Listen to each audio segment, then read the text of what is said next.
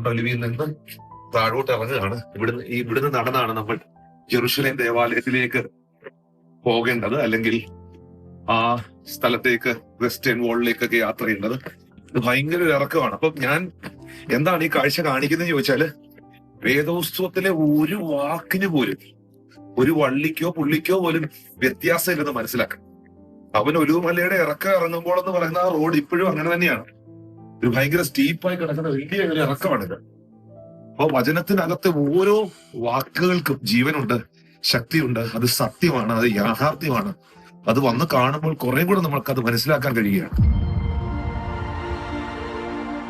എൻ്റെ എല്ലാ പ്രിയപ്പെട്ട സഹോദരി സഹോദരന്മാർക്കും യേശുക്രിസ്തുവിൻ്റെ നാമത്തിൽ സ്നേഹവന്ദനം.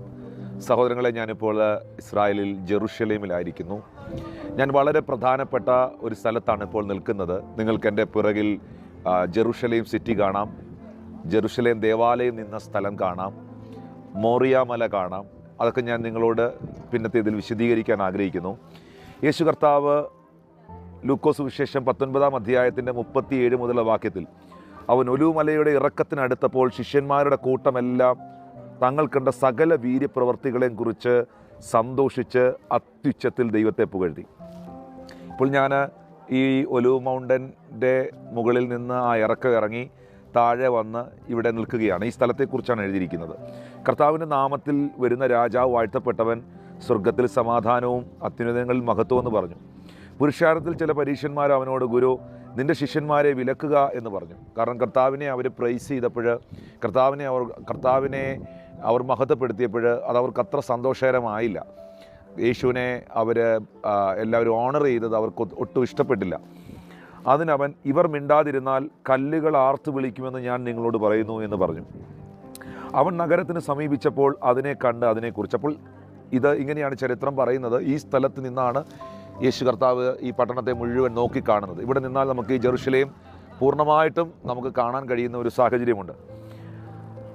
അവൻ നഗരത്തിന് സമീപിച്ചപ്പോൾ അതിനെ കണ്ട് അതിനെക്കുറിച്ച് കരഞ്ഞു. ജെറുസലേമിനെ നോക്കി ഇവിടെ നിന്നുകൊണ്ട് യേശു കരഞ്ഞു. ഈ നാളിൽ നിൻ്റെ സമാധാനത്തിനുള്ളത് നീയും അറിഞ്ഞെങ്കിൽ കൊള്ളായിരുന്നു. ഇപ്പോഴോ അത് നിൻ്റെ കണ്ണിന് മറഞ്ഞിരിക്കുന്നു. നിൻ്റെ സന്ദർശനകാലം നീ അറിയാതിരിക്കുക കൊണ്ട് നിൻ്റെ ശത്രുക്കൾ നിൻ്റെ ചുറ്റും വാടകോരി നിന്നെ വളഞ്ഞ് 4 പുറത്തും ഞെരുക്കി. നിന്നെയും നിന്നിലുള്ള നിൻ്റെ മക്കളെയും നിലത്ത് തള്ളിയിട്ടു. നിങ്ങൾ കല്ലിൽ മേൽ കല്ല് ശേഷിക്കാതിരിക്കുന്ന കാലം നിനക്ക് വരും.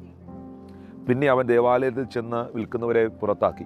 യേശു കർത്താവ് ആ കാര്യം പറഞ്ഞ ഈ സംഭവം നടന്ന സ്ഥലത്ത് നിന്നുകൊണ്ടാണ് ഞാനിപ്പോൾ നിങ്ങളോട് സംസാരിക്കുന്നത്. പ്രിയമുള്ളവരെ, ഈ സംഭവം നടന്നത് ഇവിടെയാണ്. യേശു കർത്താവ് ഈ പട്ടണത്തെ നോക്കിയാണ് ആ നിലയിൽ സംസാരിക്കുന്നത്.